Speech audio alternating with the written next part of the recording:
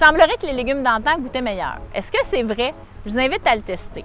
Sem Saveur, une compagnie québécoise, a regroupé une sélection de ces légumes sous le nom de légumes du patrimoine.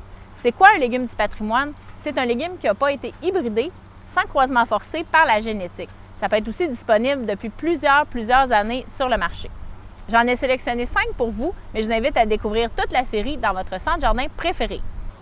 On commence par la reine du potager, la tomate. La première variété que j'ai sélectionnée pour vous, c'est la tomate Petit Moineau. Elle est cultivée depuis les années 1950 dans la région de Châteauguay. Elle a la grosseur d'un 10 sous, avec un goût très doux et très sucré. Par contre, ses branches sont super vigoureuses, donc assurez-vous d'avoir une structure pour contrôler sa vigueur. On continue dans les tomates avec la tomate Mémé-de-Beauce. Une grosse tomate qui peut peser près de 1 kg, parfois plus.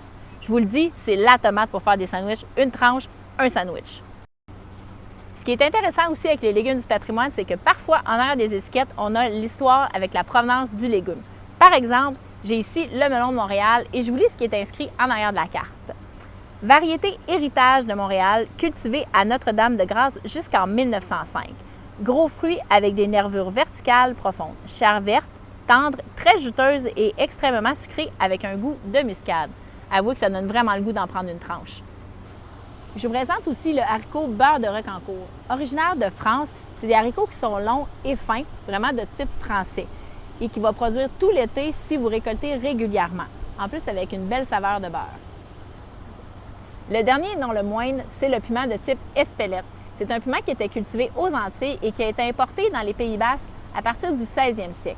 Il peut remplacer le poivre dans les recettes, mais on l'utilise surtout séché pour sa saveur très intense.